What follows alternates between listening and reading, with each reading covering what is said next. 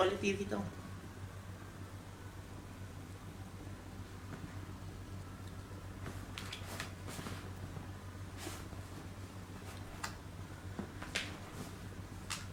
Dah. Oh ya. Dah.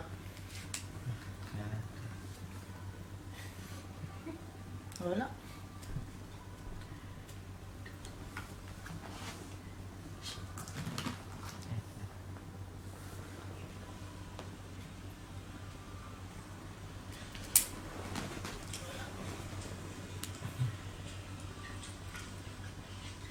Assalamualaikum warahmatullahi wabarakatuh. Sebelum tu tolong ada dengar bunyi tak suara cakap ni? Clear tak?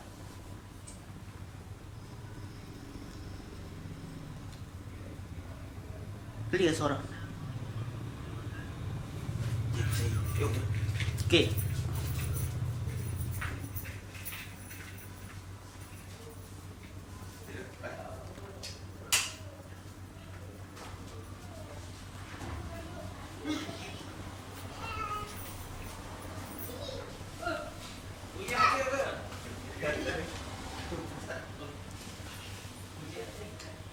Okey ya, suara ada dengar clear semua?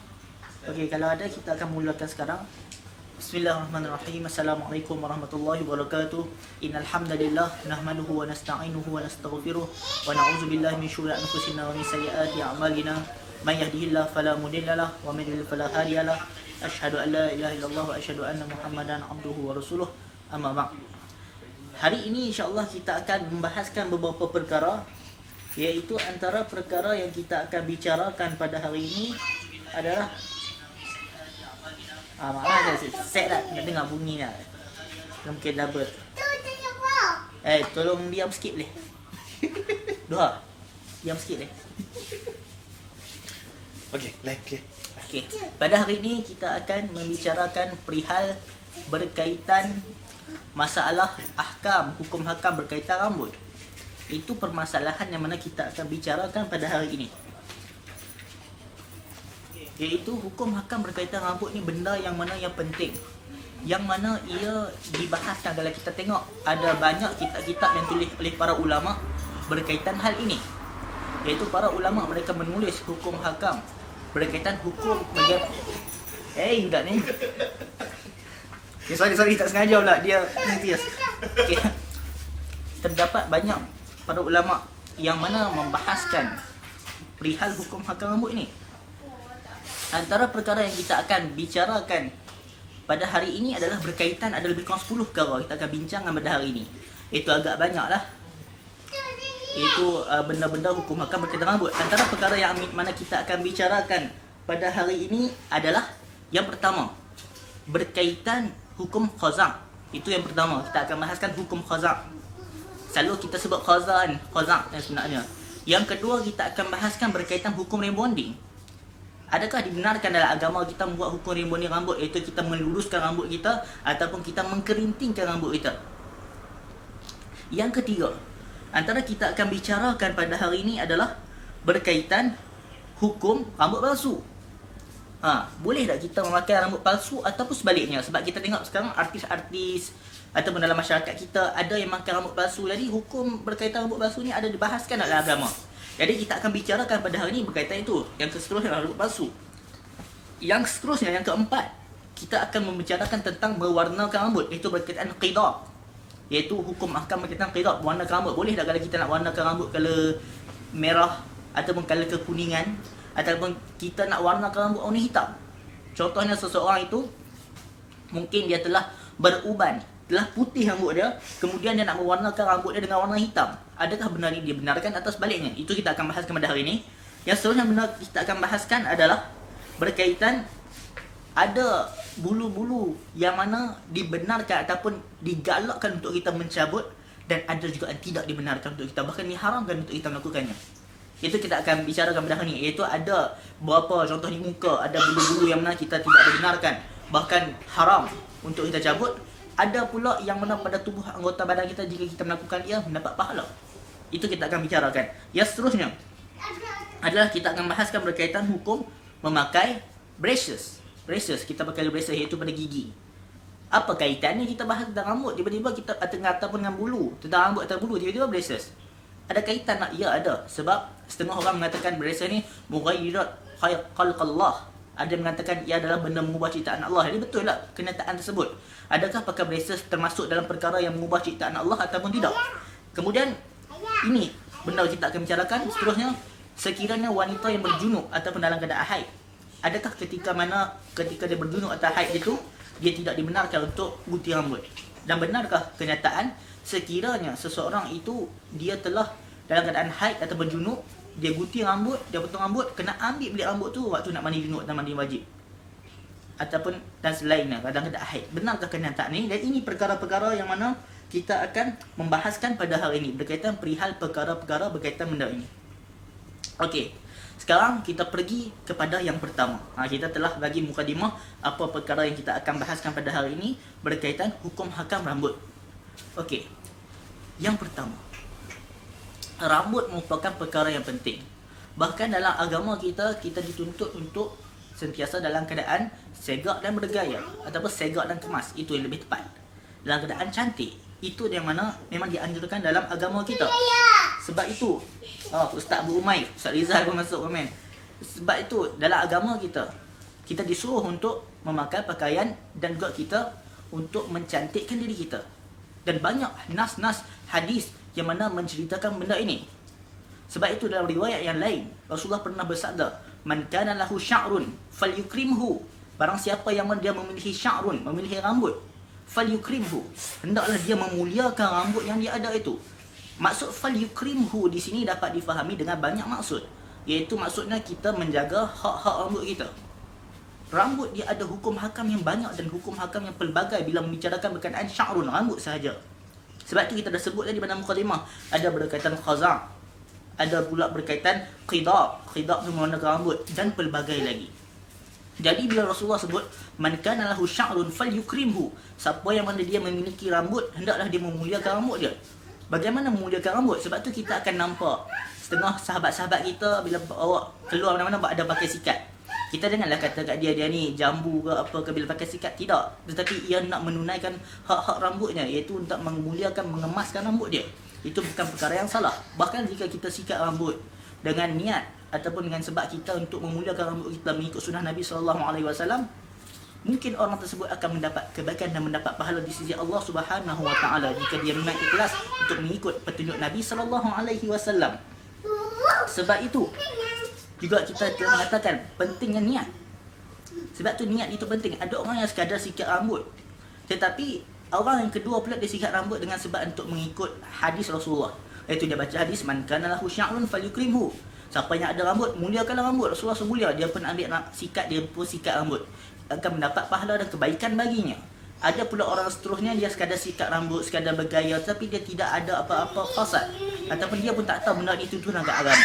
Sebab itu pentingnya niat. Bila kita sebut niat, bukanlah kita sebut usuli, tak. Maksudnya kita menafasat apa yang kita nak lakukan itu.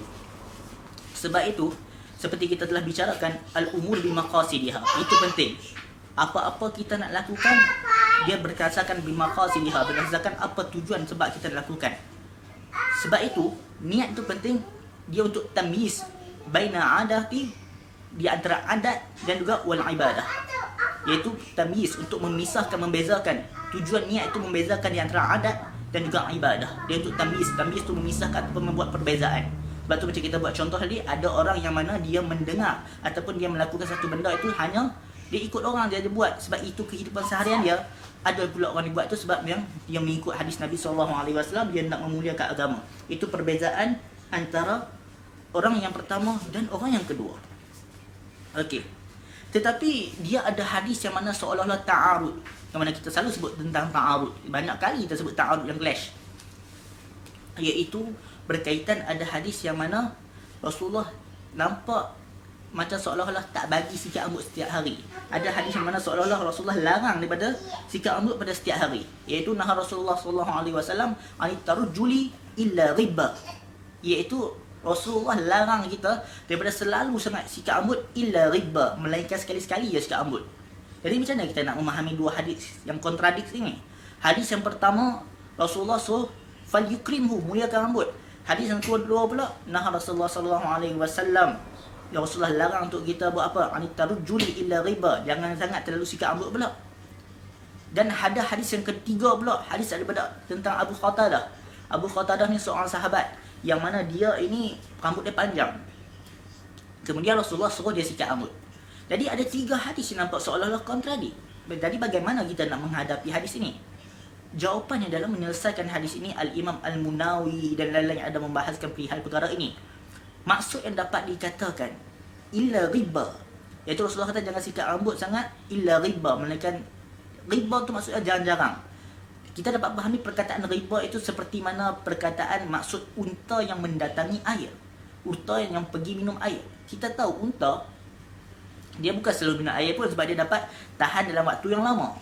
Dia dapat menampung air dalam waktu tempoh yang panjang. Jadi nak katanya unta dia selalu nak minum air, dia jarang-jarang pergi ke tempat air. Sebab tu dapat pergi berjalan berdagang dengan perjalanan yang jauh. Sebab itu kalau dalam perang Uhud pun, waktu dah nak habis Uhud, Rasulullah tanya sahabat-sahabat waktu musyrikin Mekah nak balik dah. Rasulullah suruh sahabat ni tengok, depa ni orang musyrikin Mekah ni balik naik kuda ke naik unta? Kalau mereka naik unta, itu maksudnya dia orang nak pergi balik ke Mekah lah. Maksudnya nak balik lah. Sebab unta untuk berjalan jauh. Tapi kalau mereka musyrikin itu naik kuda, itu maksudnya mereka nak pergi serang Madinah. Kita kena hati-hati. Nak cakapnya unta dia mampu berjalan jauh. Tapi kuda digunakan untuk perjalanan yang mana agak dekat. Sebab itu Rasulullah sahabat lain tengok, musyrikin itu mereka naik kuda kan naik unta? Kalau naik unta, okey, tak apa, mereka nak balik Mekah dah. Kalau mereka naik kuda, itu dia orang nak serang Madinah. Nah, ini waktu peperangan Uhud kita telah bahaskan pada pertemuan 2 minggu yang lepas. Nak cakapnya illa riba, riba itu unta yang mendatangi air. Jadi sebab itu Rasulullah nak sebutkan hadis ni jangan terlalu sikat rambut sangat, melainkan jarang-jarang. Apa maksud dia? Maksud di sini dapat dikatakan adalah jangan kita terlalu sibuk sangat dengan rambut sehingga kerja-kerja lain terabai. Itu maksudnya. Bukan Rasulullah tak bagi kita sikat rambut. Bukan Rasulullah suruh biar rambut kita terbiar situ saja. Tidak. Tetapi setengah orang yang mengambil waktu di hadapan cermin dengan waktu yang lama. Kita ketahui ada setengah orang mana kalau nak keluar duduk depan cermin lama. Itu yang maksud Rasulullah mengatakan sedemikian rupa. Dapat mungkin ini salah satu pandangan. Kerana kalau kita tengoklah contohnya, sebab tu setengah tahfiz, sekolah-sekolah pondok mereka suruh botak kepala. Bukanlah suruh botak kepala tu sebab apa-apa tak, ataupun lebih tepatnya suruh pendekkan rambut. Itu lebih tepat. Kerana bila pengalaman saya jadi warden kat tempat-tempat lain pun ataupun kat sekolah tahfiz pun, bila mana ada rambut, lama dia orang akan duduk di depan cermin tu. Bahkan nak pergi makan, nak pergi masuk kelas pun dia ambil masa. Jadi disiplin tidak ikut. Contohnya makan pukul 6 sampai 6.30. Dia peruntukkan waktu tu. Tapi ada mungkin turun pukul 6, 10 minit. 6 suku turun sebab apa? Sebab duduk depan cermin, nak sikat rambut. Sebab itu salah satu pandangan yang nak ambil kenapa Rasulullah larang buat tiap hari ni, maksudnya adalah jangan terlalu kita duduk lama habiskan masa. Bukan Rasulullah tak bagi sikat rambut, tak. Maksudnya jangan terlalu kita habiskan masa kita dengan benda yang mana banyak benda nak buat tapi kita habiskan untuk rambut. Habiskan depan cermin sampai setengah jam. Itu mungkin maksud yang mana Rasulullah untuk membicarakan perkara ini. Jadi salah satu sebab lah yang diletakkan oleh para ulama ketika membahaskan ataupun membicarakan perkara ini. Yang kedua, sebabnya mungkin kerana orang Arab pada zaman tersebut mereka memakai serban. Itu mungkin adalah sebab-sebab lah.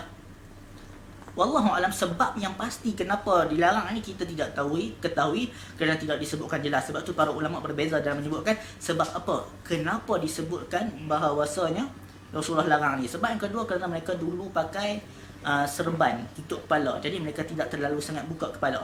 Itu sebab-sebab yang kedua. Tapi nak cakapnya hadis ini dia ada contradict clash. Hadis yang ketiga pula, hadis Abu Qatadah, kita katakan Rasulullah suruh Abu Qatadah ni selalu sikat rambut ataupun uluskan rambut. Sebab Abu Qatadah ni rambut dia panjang. Jadi bila orang tanya apa sunnah ketika rambut ni, sunnah berkaitan rambut, kita katakan ia adalah kekemasan, menjaga kekemasan rambut. Itu lebih utama.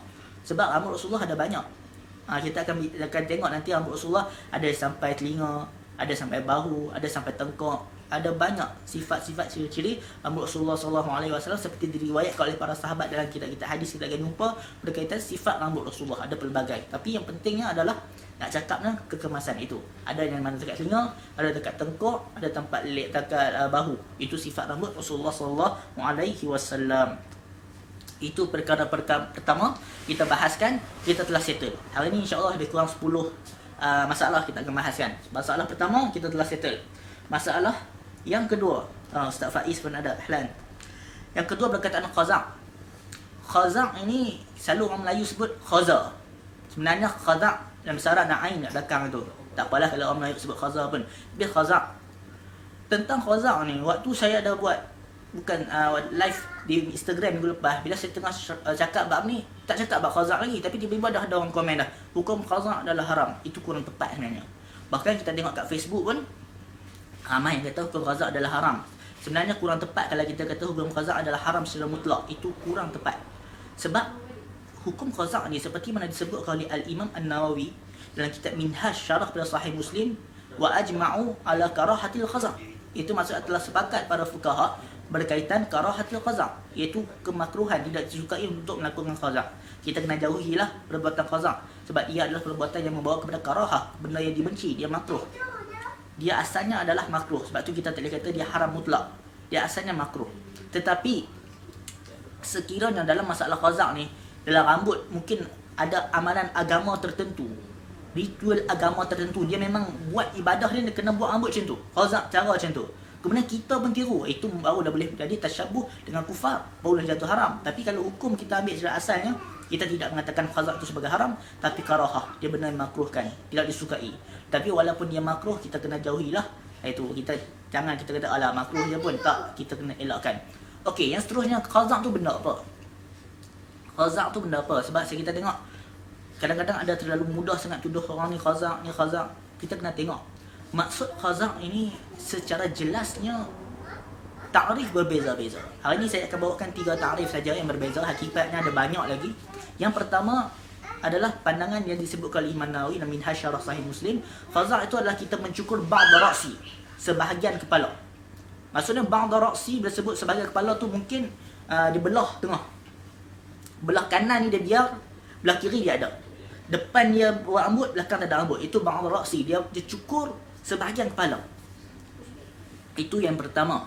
Maksud qaza' seperti disebutkan oleh Imam Nawawi. Maksudnya dia buat setengah. Kita pada tengok kan setengah orang, dia mungkin dia buat line tengah ni, sebelah ni semua botak, sebelah ni rambut. Nah itu ba'd ra'si, separuh saja, sebahagian dia buat, sebahagian dia buang. Itu maksud qaza', dia cukur. Itu maksud yang pertama disebutkan oleh Al-Imam An-Nawawi.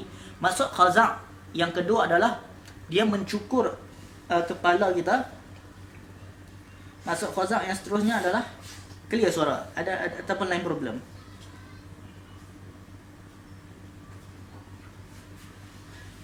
Terus cek, ada tak?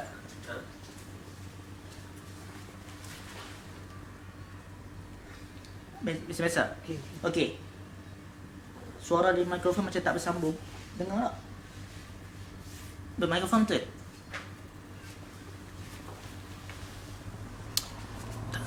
Tak sambung? Sambung. Okey, tak apalah. Oh, bateri habis. Bateri habis. Okey. Okey, tersambung? Tak on. Tak on tadi. Okey, tadi mungkin tak clear sekarang. Dan ni macam mana suara? Kalau ada apa tolong respon lah, tak apa. Tadi tak on lah. Okey. Yang seterusnya, itu takrif pertama disebutkan oleh Imam Nawawi tentang qaza'. Itu qaza' takrif yang pertama adalah kita cukur sebahagian ba'd ra'si. Kita cukur sebahagian kepala. Takrif kedua pula, iaitu kita mencukur adalah pada tempat-tempat fi mawadi' mutafarriqah. Itu kata Imam Nawawi. Takrif kedua, kita cukur fi mawadi' mutafarriqah. Mutafarriqah tu maksudnya tempat-tempat yang berbeza. Contohnya ni kepala kita, sini kita buat tumpuk, sini tumpuk cukur sini cukur sini, tempat yang mutafarriqah, yang berbeza-beza. Itu antara takrif yang kedua disebutkan oleh Imam Nawawi. Contoh senang faham macam mana? Kalau kita contohnya bola kan, bola. Waktu World Cup ke apa-apa ke, waktu World Cup kemudian kita lukis ataupun kita cukur kepala kita ikut bendera tim kita. Itu. Contohnya kalau dia sokong tim yang mana ada lambang singa ke, dia buat waktu singa. Kalau lambang burung, dia cukur ada bentuk burung. Mutafarriqah, berbeza-beza. Sini dia buat kosong, ni buat kosong. Itu benda yang mana maksud qaza'. Itu maksud kedua seperti disebutkan oleh Imam Nawawi. Benda ni mungkin kita tengok ada yang sahabat-sahabat kita lakukan, mungkin sebab mereka tidak tahu, tak apa. Tapi hakikatnya inilah qaza' yang disebutkan oleh Imam Nawawi, itu kita buat pada mawadi' mutafarriqah, tempat-tempat yang berbeza. Jadi kita dah tahu ni, kita cuba elaklah jangan kita melakukan hal ini. Tak tahu dengar? Salah pasang ni. Salah pasang. Tak apa. Ni tengah dah adjust tak ni. Sorry ya kalau ada lambat-lambat sikit sebab bunga. Okey. Okey, itu takrif kedua menurut Imam Nawawi, iaitu pada mawadhi' mutafarriqah. Macam kita sebut tadi tim-tim bola ke apa ke, jangan kita nak cukur tempat-tempat berbeza. Itu takrif disebutkan oleh Imam Nawawi dan juga disebutkan dalam kitab Minhaj 2 takrif tadi. Okey, pandangan yang ketiga pula. Ni pandangan ketiga disebutkan oleh Al-Imam Ibn Abidin. Ibn Abidin adalah ulama dalam mazhab Hanafi. Dia ada satu kitab iaitu Raddul Muhtar. Ini Imam Ibn Abidin, kalau kita belajar mazhab Hanafi, famous lah. Nama Ibn Abidin ni kita selalu akan berjumpa dia. Ibn Abidin punya pandangan berkenaan Qazaq ini, Qazaq adalah berkaitan dia kalau kita buat satu tumpuk itu, kita cukur itu dia 3 line. Maksudnya dia jarak 3 jari. Kemudian selepas itu rambut biasa. Itu Qazaq menurut Imam Ibn Abidin. Maksudnya mungkin ada gap antara 3 jari kita. Itu menurut Ibn Abidin berkaitan Qazaq ini. Sebab itu kita katakan maksud Qazaq yang pastinya adalah kita tidak menjaga hak rambut kita, tidak menjaga hak kepala kita, kita cukur macam tak elok. Itu yang poin penting kita katakan, kita cukur dalam keadaan yang berbeza-beza, sini tumpuk, situ tak tempuk, itu. Maksudnya itu dalam keadaan yang mana dapat menyebabkan rambut kita nampak tak elok. Hadis-hadis berkenaan Qazaq adalah, ya, Rasulullah pernah menegur benda ini. Iaitu Rasulullah pernah melihat ada orang mana rambut dalam keadaan tidak elok. Benda rambut macam tu, rambut yang mana keadaan Qazaq, Rasulullah kata ihliquhu kullah. Rasulullah suruh dia cukur semua. Itu, jangan tinggalkan. Rasulullah bagi 2 pilihan. Yang pertama, ihliquhu kulluh, cukur, ataupun kullah. Ihliquhu kullah, cukur semuanya, jangan tinggal. Contoh dia mungkin dah buat dah sikit-sikit tu, ihliquhu kullah, cukur ke semuanya. Awitrakuhu kullah, ataupun tinggal semua. Apa maksudnya? Yang pertama, ihliquhu kullah, cukur ke semua rambut, maksudnya jangan biarkan benda tumpuk-tumpuk macam tu. Kalau nak cukur ataupun nak potong rambut, semua. Lebih tepat, kalau nak potong rambut, jangan buat sekat-sekat macam tu. Yang kedua adalah awitrakuhu kullah, ataupun tinggal semua. Tinggal semua tu maksudnya biar macam biasa normal kita buat ni. Jangan kita buat macam keadaan sini tumpuk-tumpuk, itu benda yang tidak elok. Bila Rasulullah tengok sahabat ada mungkin rambut macam tu, Rasulullah tegur tentang perbuatan ini. Itu Rasulullah kata ihliquhu kullah awitrakuhu kullah, cukur semua, ataupun lebih tepatnya buat bagi kemas balik, jangan nampak macam ada kecacatan. Yang kedua, tinggal semua. Itu pilihan yang Rasulullah berikan kepada kita bila menghadapi situasi begini. Sebab apa benda dilarang? Ini yang ulama berbeza pandangan. Sebab apa dia punya punca ataupun ailah ataupun hikmah pelarangan benda ini. Kenapa Rasulullah tak bagi kita Qazaq? Ulama berbeza-beza dalam memberikan kenapa, sebab-sebab yang mana Rasulullah larang. Sebab tidak ada sebab yang spesifik, tidak ada riwayat yang mana spesifik Rasulullah kata jangan buat ni sebab sekian-sekian, tidak ada. Jadi sebab itu ada banyak pandangan. Pandangan pertama menyebutkan antara salah satu sebab kenapa Rasulullah larang benda Qazaq, kerana kita tasyabuh bil kufar. Kerana kita tak nak tasyabuh, tak nak kita bersamaan dengan mereka. Sebab dikatakan orang Yahudi pada zaman tersebut, ataupun disebutkan oleh para ulama kerana ia sama dengan Yahudi. Wallahualam, itu hanya sekadar pandangan disebutkan. Pandangan kedua adalah kerana ia tasyabuh dengan syaitan, dia melupai syaitan. Wallahualam, kita pun tak tahu sebab syaitan dan semua ni hal ghaib, jadi kita tak tahu. Tapi nak cakapnya, benda ni dilarang oleh Nabi SAW. Dan kalau orang kata haram, kita katakan yang pandangan disebutkan oleh Imam Nawawi dalam kitab Minhaj, wa ajma'u ala karahatil Qazaq. Dia adalah ulama telah sepakat di atas kemakruhan, tidak disukai untuk melakukan Qazaq, dia di atas hukum makruh. Tetapi kalau ada kaum agama lain yang buat untuk ritual ibadah mereka, dan memang dikenali itu ibadah mereka, mereka cukur rambut macam tu, dan kita pun tiru juga, itu dia mungkin dapat jadi haram. Tapi asalnya bukan haram, asalnya makruh. Tapi kalau ada sebab-sebab lain, baru dia boleh jadi haram. Sebab tu kita selalu bahaskan dalam masalah hukum ni, hukum ni walaupun dia dapat berubah-ubah, ada kala dapat menjadi haram, ada kala dapat menjadi harus, ada kala dapat menjadi makruh, dapat berubah-ubah. Contohnya hukum qidab, kita akan bicarakan lagi, kita akan sampai ke bab qidab. Qidab adalah berkaitan mewarnakan rambut. Bab qidab ni ada ketikanya qidab dapat menjadi haram, ada kalanya qidab dapat menjadi sunnah, ada kalanya qidab dapat menjadi hukum pada wajib dan lain-lain. Dia dapat berubah-ubah ikut keadaan tertentu. Sama juga macam kita bicarakan ini. Okey, yang seterusnya kita pergi pula sebelum perbahasan seterusnya, antara salah satu sebab lah kita dapat katakan kenapa Rasulullah tidak benarkan kita untuk melakukan qaza'? Kerana ada riwayat lain menyebutkan ketika pakai slipper, la tamshi fi na'lin wahidin. Itu Rasulullah larang kita jangan jalan dengan keadaan pakai sebelah slipper je. Itu la tamshi fi na'li wahidin, jangan jalan pakai slipper sebelah dia. Itu menunjukkan bila kita pakai slipper sebelah, seolah-olah kita tidak menjaga hak kaki. Sebelah pakai, sebelah tak pakai slipper. Itu. Jadi mungkin ini juga menunjukkan bahawasanya bila mana hak kaki perlu dijaga, tak boleh sebelah kita tak pakai, sebelah kita pakai. Demikian rambut, jangan sebelah kita buat macam tu, sebelah kita buat macam ni, sebelah kita cukur, sebelah kita biar. Itu benda-benda yang tidak dibenarkan kita melakukannya. Jadi berkaitan qaza', yang pertama sekali, kita jangan melakukan qaza'. Yang kedua, jangan terlalu mudah pula menuduhkan orang ni, jadi buat qaza'. Jangan terlalu mudah tuduh, sebab takrif yang kita telah sebutkan tadi, kalau kita mencukur rambut pada keadaan tertentu. Tetapi kalau kita sekadar trim sahaja, itu tidak ada masalah lah. Kalau sekadar kita trim biasa saja. Tapi kalau kita sampai buat sampai nampak, ataupun sampai seolah-olah cukur, ataupun lebih tepat sampai kulit nampak dan sebab itu, ia dapat menyebabkan perkara itu mungkin kita risau jatuh pada qaza'. Sebab itu qaza' ni benda yang mana tidak disukai. Sebab itu kadang-kadang sukar untuk kita menghukum satu benda tu qaza'. Sebab kita tengok takrif tadi yang berbeza-beza, yang pertama. Yang kedua pula, sebabnya qaza' ini ia perkara yang mana kita katakan dia ada unsur-unsur ketidakadilan kepada rambut kita. Yang kita nampaknya agama nak suruh kita jaga rambut dan hak pada rambut kita. Sebab itu yang pasti kita jaga pelihara rambut dengan baik, dan janganlah kita potong tempat-tempat mana cukur sampai habis dia. Tempat ni kita cukur sikit, tempat tu kita cukur sikit, ataupun kita buat sampai nampak kulit terus, sebelah ni kosong. Kita ambil sampai nampak kulit, sebelah lain ni ada rambut. Itu nampak macam pelik. Agama tidak membenarkan syuhrah. Sebab tu kita pakai baju yang menyebabkan syuhrah pun dilarang. Demikian juga dalam bab-bab lain seperti rambut. Itu. Yang seterusnya, kita pergi kepada permasalahan yang ketiga. Yang ketiga tentang meluruskan rambut. Ini tentang rebonding. Lebih tepatnya rebonding. Hukum seseorang itu melakukan rebonding. Apa hukum dia tentang benda ini? Yang pertama sekali, hukum berkaitan rebonding ini dia bukan dibahaskan pada zaman sekarang saja. Tak. Pada zaman dulu pun dah dibahaskan berkaitan rebonding. Walaupun mungkin rebonding pada zaman dahulu tidaklah sama seperti kita. Tapi hakikatnya berkaitan mengerintingkan rambut daripada rambut lurus pergi kepada kerinting, ataupun kerinting pergi kepada lurus. Ini ada dibahaskan. Kalau kita tengok ulama-ulama terdahulu pun ada bahaskan.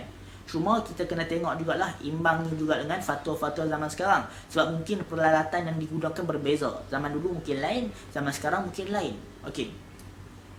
Mengerintingkan rambut asalnya dia di atas dasar mubah.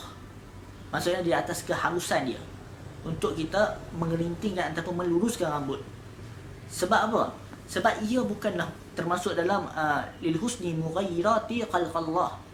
Ia bukanlah termasuk dalam kita mughayyirat, mengubah ciptaan Allah. Dia tidak termasuk situ. Sebab bila kita rebonding rambut, dia bukanlah permanent, dia bukan kekal. Bila kita rebonding rambut dalam masa beberapa ketika, kemudian dia akan kembali ke rambut asal. Contohnya kalau seseorang dia kerinting, rambut dia kerinting, dia pergi rebonding, rambut dia itu bukanlah akan sentiasa terus jadi selama-lamanya elok. Tak, dia hanya pada waktu sementara. Sebab itu dia tidak termasuk sebagai mughayyirat khalqallah seperti disebutkan dalam hadis. Ada hadis yang mana Rasulullah larang pada kita mengubah ciptaan Allah. Tapi para ulama contemporary pada zaman ini tidak memasukkan rebonding termasuk dalam mengubah ciptaan Allah, sebab dia bukan permanent, dia bukan kekal. Itu. Okey. Bagi wanita jika nak buat rebonding, diletakkan oleh para ulama syarat-syarat yang hendaklah kita jaga. Antaranya, ia tidaklah meniru orang kafir. Fashion, contohnya kalau fashion sesuatu orang kafir memang famous, orang fasik akan buat rambut macam ni. Contohnya ada kumpulan kongsi gelap. Kongsi gelap ni memang rambut dia style A.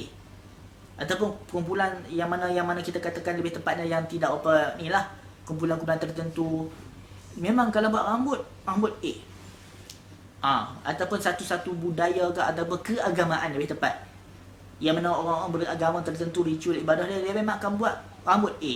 Jadi maka kita janganlah buat rambut seperti mana rebonding seperti itu, ke arah menyebut kepada A. Sebab itu syarat-syarat diletakkan oleh para ulama pada zaman sekarang, ulama contemporary, dalam fatwa-fatwa mereka, fatwa tentang lil mar'ah, untuk wanita, jangan kita tiru rambut orang-orang yang mana fusaq.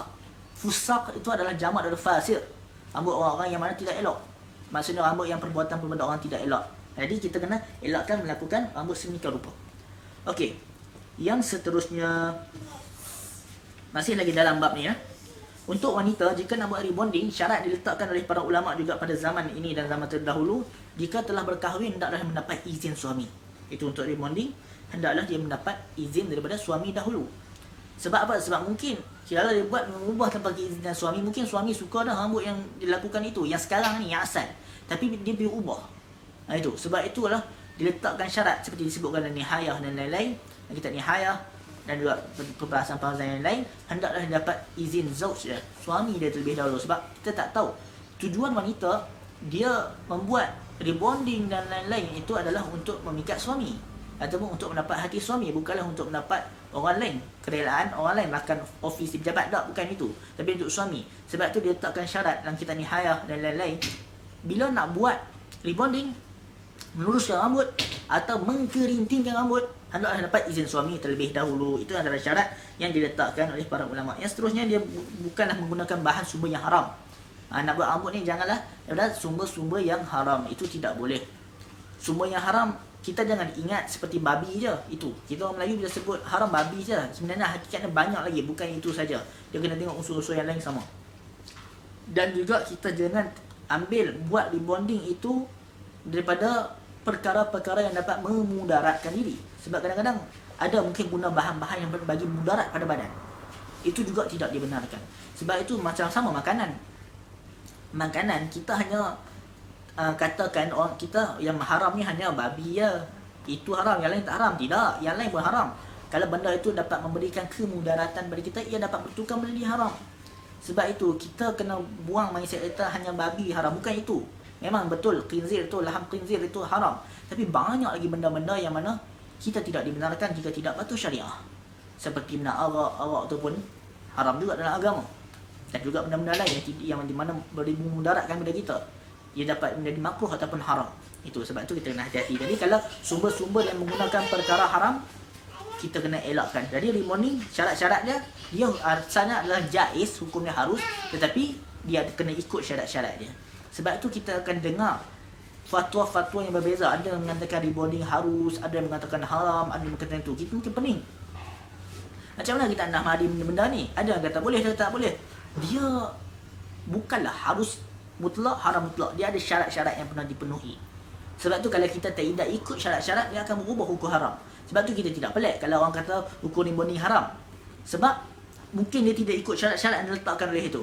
Sebab tu para ulama yang meletakkan syarat rebonding itu harus pun dia letak syarat-syarat tertentu.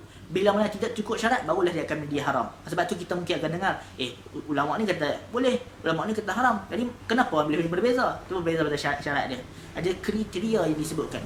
Sebab itu kalau kita belajar tentang istinbat hukum, tentang fiqh dan lain-lain, kita tengok cara seorang faqih bila mana mereka nak istinbat hukum ataupun meletakkan satu benda-benda itu, mereka akan meletakkan syarat-syarat yang utama. Sebab tu kalau kita tidak tepat, kita tanya hukum buat sekian-sekian ni apa? Haram ke? Harus ke apa? Kita hanya nak dengar yes atau no je. Sebenarnya jawapan bukan sekadar itu. Kalau fatwa ialah mungkinlah sebab dia nak balik fatwa. Tapi kalau kita nak untuk ilmu, kita tidak berhajat kepada yes atau no. Bukan itu. Tapi yang penting syarat-syarat yang tertentu. Sebab hukum dapat berubah kalau syarat tidak tercapai syarat dia. Kalau tak cukup syarat, dia boleh jadi hukum yang lain. Sebab itu kita kena ketahui syarat-syarat yang diletakkan oleh para ulama. Sebab tu kita jangan terlalu pening sangatlah bila tengok yang ni kata haram, yang ni kata halal. Dia berbeza pada syarat. Tak cukup syarat, dia berubah hukum lain. Itu. Lebih panjanglah perbahasan itu. Dan ini juga adalah fatwa Al-Jami'ah lil Mar'atil Muslimah. Dalam fatwa ni, fatwa Al-Jami'ah lil Mar'atil Muslimah, dalam fatwa ni mengatakan juga hukum bagi kita rebonding adalah harus dengan syarat-syarat yang tertentu. Itu. Tapi dengan syarat yang menyerupai model orang kafir. Seperti fusaq. Syekh Al-Rifa'i juga mengatakan ia tidak haram dan dia tidak mughayyirat khalq Allah. Dia tidak mengubah ciptaan Allah. Yang seterusnya kita pergi kepada permasalahan yang keempat. Tadi yang ketiga. Okey, sekarang kita pergi kepada permasalahan yang keempat tentang rambut palsu. Tentang permasalahan berkaitan rambut palsu pula. Ini. Berkaitan rambut palsu, kita tengok banyak artis-artis yang pakai dan setengah-setengah orang yang pakai. Jadi macam mana hukum rambut palsu ni? Dia hukum rambut palsu ada yang haram, ada yang tidak. Ada rambut palsu yang mana ni haramkan, ada yang tidak. Dia dalam permasalahan ini tentang menyambung rambut sebenarnya. Itu dia dalam permasalahan halal atau haram dengan rambut. Palsu ni dalam masalah tentang menyambungkan rambut. Sebab ada hadis la'anallahu wasilata, iaitu Rasulullah melaknat wasilata. Wasilata itu orang yang sambung rambut, dan mustausilah. Mustausilah itu orang yang minta disambung rambut. Jadi ada riwayat yang sahih, maka la'anallahu wasilata wal mustausilah. Rasulullah laknat orang yang mana yang sambung rambut dan juga diminta untuk menyambungkan rambut. Dua-dua dilarang. Apa maksud wasilata? Adalah orang menyambung rambut. Contohnya kalau orang datang kat kita, dia minta suruh kita sambungkan rambut dia dengan rambut orang lain. Rambut dengan rambut si fulan ni, dengan fulan ini. Rambut orang tu orang ni. Itu yang diharamkan. Walaupun mungkin kita kata, kita kerja je, kita nak ambil rezeki je. Tak boleh. Sama juga macam masalah-masalah lain pun. Mungkin kita kata, kita ni tuang arak je, kan minum pun yang minum arak dia. Kita sekadar tuang. Itu pun tak boleh. Sama juga dengan masalah ni. Mungkin kita kata, bukan saya yang mana sambung rambut tu, saya tolong buat dia, bukan rambut saya sambungkan. Tak. Rasulullah kata, la'anallahu wasilata. Yang sambung rambut pun kena, yang tolong buat tu pun kena. Bukan hanya yang dibuat rambut tu. Mustausilah, orang yang minta disambungkan. Wasilah, orang yang sambungkan. Dua-dua kena. Rasulullah disebutkan dicela dalam riwayat ni. Maksud bila la'anallah, dilaknat itu maksudnya dalam perbuatan dia buat itu, dalam kehidupan dia, dia sentiasa mendapat kejian. Itu. Dalam perbuatan dia buat itu, dia tidak mendapat keberkatan. Dia dilaknat. Itu maksudnya. Sebab itu, kita kena cuba untuk elakkan daripada kita menyambung rambut. Okey, itu yang pertama kita telah sebutkan. Menyambung rambut yang pertama adalah haram. Tetapi dia menjadi khilaf kat mana? Itu yang menyambung rambut pertama ni haram, tak ada masalah. Kita ketahui. Yang menjadi khilaf adalah tentang sambung rambut guna rambut sintetik. Maksudnya bukan rambut asal, bukan rambut yang original, rambut sintetik. Maksudnya rambut sintetik dibuat dengan bahan-bahan tertentu lah. Itu. Ini yang mana menjadi perbahasan ataupun permasalahan dalam kalangan fuqaha. Ulama berbeza tentang rambut sintetik, bukan rambut asal. Kalau rambut asal itu memang kita telah sebutkan, ia perkara yang mana tidak dibenarkan lah, ia diharamkan. Sebab dia ada unsur gharar, ada unsur penipuan di sana. Tetapi yang kita bicarakan ni rambut sintetik. Rambut sintetik ni dia ada perbezaan dalam kalangan ulama. Kita tengok dulu pandangan pertama yang disebutkan di sini. Pandangan pertama adalah pandangan Al-Lais bin Sa'ad. Al-Lais bin Sa'ad kita ketahui dia merupakan ulama salafus salih. Seperti mana perkataan Imam Syafi'i yang terkenal, Al-Lais afqah min Malik. Iaitu Al-Lais bin Sa'ad lebih faqih daripada Imam Malik. Tetapi kita ketahui itu menunjukkan pujian Imam Syafi'i lah kepada Al-Lais, tapi tidak menunjukkan Imam Malik tak alim. Imam Malik alim, Imam Darul Hijrah, ulama yang alim dalam hadis dan dalam fiqh. Nak menunjukkan bahawa kedua-duanya alim. Tapi Imam Syafi'i lebih cenderung menyukai fiqh Al-Lais bin Sa'ad. Jadi pandangan Al-Lais bin Sa'ad ini mengatakan jika menyambung rambut menggunakan bukan bahan yang mana menyambung rambut bukan daripada rambut asli, itu tak apa. Maksudnya kita dilarang kalau sambung rambut ni ataupun rambut palsu, sambung rambut kalau ambil rambut orang lain. Contohnya rambut orang lain, kawan kita ke apa ke, kita ambil sambung kat kita. Itu yang mana la'anallahu wasilata wal mustausilah. Larangan sambung rambut itu maksud rambut orang lain kita ambil di situ, bukan rambut kita. Itu yang dilarang. Tetapi kalau rambut sintetik ini dibahaskan ataupun rambut yang mana bukan daripada sumber asli. Itu. Sebab tu Al-Lais bin Sa'ad mengatakan kalau dengan benang tidak ada masalah. Itu pandangan Al-Lais. Kalau benang mungkin berwarna-warni, kita sambungkan pada rambut, itu tidak masalah. Terutamanya lebih khususnya bagi wanita. Bagi wanita mungkin dia nak mengembirakan suami dia, untuk nampak cantik di hadapan suami, itu tidak ada masalah seperti disebutkan Al-Lais bin Sa'ad. Kalau kita guna benang ke ataupun benda berwarna ke, itu tidak masalah untuk wanita. Itu dia dibenarkan. Sebab yang mana hadis yang sebut dia la'anallahu wasilata wal mustausilah itu untuk rambut yang asli. Rambut asal. Kita ambil rambut perempuan lain ke, sambung. Itu yang mana dia haramkan, tidak dibenarkan dalam agama. Tapi rambut selain rambut asli ini diperbahaskan. Pandangan pertama yang disandarkan kepada Al-Lais bin Sa'ad dan juga disandarkan kepada ulama mazhab Hanafi, dibenarkan selain rambut yang asal. Seperti disebutkan ini benang. Dan juga sekiranya ada rambut sintetik pada zaman sekarang ni, itu berdasarkan kita takrish dalam permasalahan ini dibenarkan. Bahkan Sa'id bin Jubair pernah kata la ba'sa bil qaramil. Tidak ada masalah la ba'sa bil qaramil. Qaramil bukan karamel. Karamel tu lain. Air. Saya baca pun Tadi pun teringat kalima juga lah bila sebut ni. Tapi kalima sini bukan maksud ayat tu. La ba'sa bil qaramil. Maksudnya qaramil tu macam satu benda tumbuhan lah yang ada. Maksudnya dia boleh kita gunakan untuk sambung kat rambut juga. La ba'sa bil qaramil. Boleh. Maksudnya sebutkan selain daripada rambut asal tu boleh lah.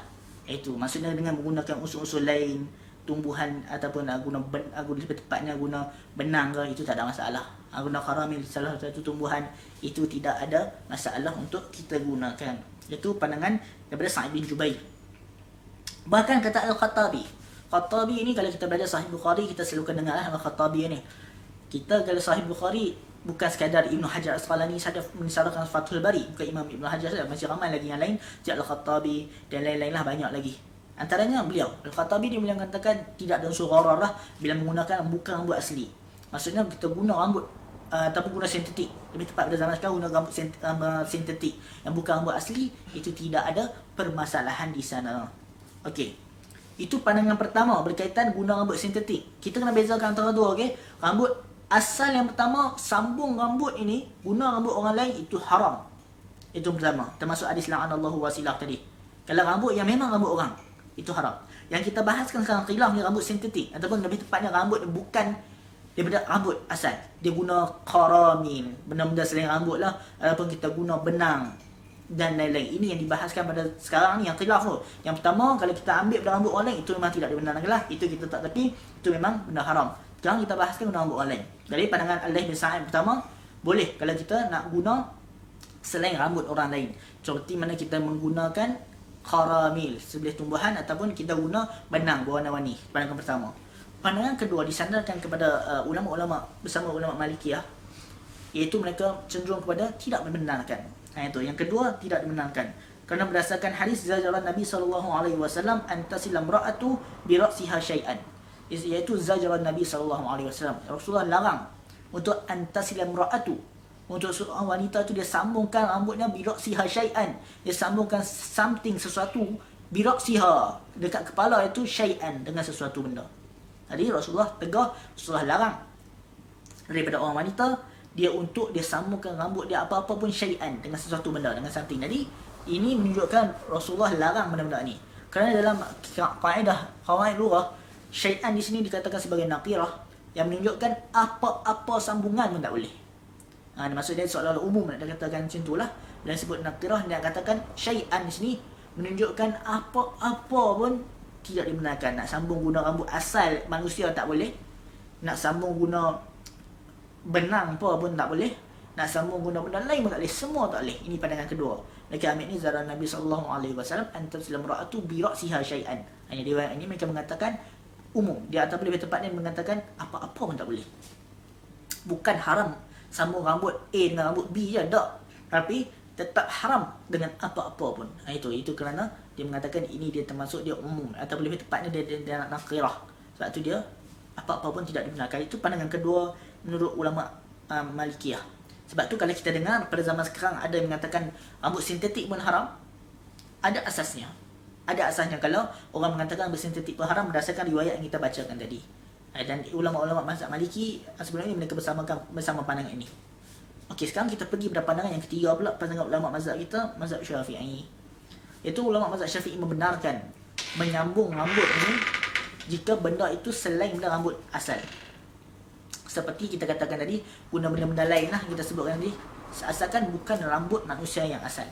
Maksudnya bukan rambut orang lain kita ambil. Itu tidak ada masalah dalam mazhab Syafi'i, tetapi ada syarat, beberapa syarat lah. Yang seperti mana syarat kita sebutkan tadi, jika untuk wanita yang telah berkahwin, dia kena minta izin pada suami dia itu. Dan juga dia hendaklah berhias kalau untuk berkahwin tu untuk suami dia lah. Itu bukan untuk orang lain. Yang kita katakan itu, dia untuk suami dia.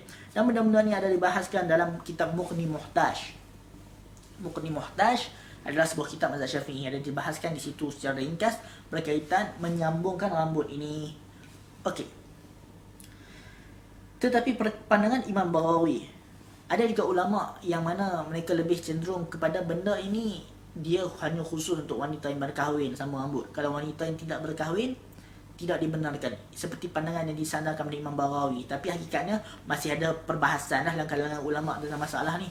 Tapi nak katakan lebih tepatnya untuk wanita yang berkahwin, boleh untuk dia menyambung rambut dia tersebut dengan apa-apa perhiasan lah untuk untuk hati suami, memikat hati suami. Tapi kalau untuk wanita tidak kahwin itu sebelum kahwin seolah-olah tidak ada keperluan tentang perkara ini, tapi dia tetap masih ada perbahasan dalam bab ini. Jadi kita katakan kesimpulan yang kita dapat berdasarkan perbahasan ringkas berkaitan poin nombor 4 tadi, kita masih ada 6 poin lagi. Poin nombor 4 ini kita mengatakan bahawasanya menyambung rambut pakai rambut palsu dengan menggunakan rambut manusia asal, rambut orang lain, itu haram. Tetapi kalau guna rambut sintetik, itu yang mana khilaf, ada 3 pandangan. Pandangan ulama mazhab Hanafi ataupun Al-Laits bin Sa'ad mengatakan boleh. La ba'sa bil kharamil, pandangan Sa'id tadi.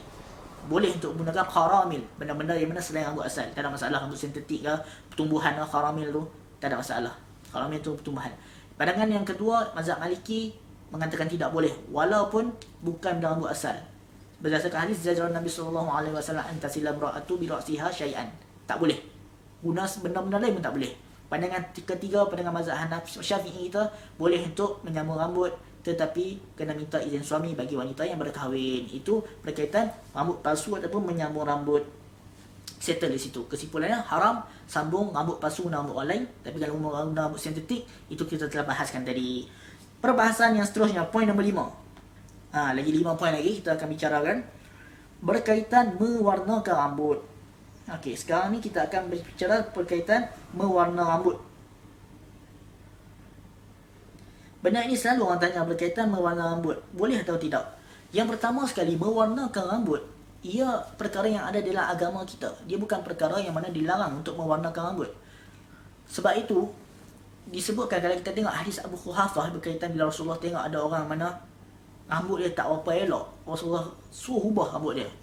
Rasulullah suruh ubah warna ataupun kekemasan rambut itu. Iaitu Rasulullah mengatakan ghairu hadza bi syai'. Ghairu hadza bi syai' maksudnya ghair, tukar, ubah. Benda ni rambut itu ghairu hadza, itu hadza tu merujuk kepada sya'r. Rambut tu ubah rambut ni bi syai' dengan satu benda. Washtanibu bisawad, dan elakkan guna rambut ataupun elakkan untuk tukar rambut benda warna hitam. Nak cakapnya mewarnakan rambut itu tidak ada masalah. Itu dia bukanlah perkara yang mana dilarang di dalam agama, kerana memang ada riwayat yang mana menceritakan benda ini. Itu. Jadi kita katakan bahawasanya mewarnakan rambut dia dapat terjadi pada 5 hukum.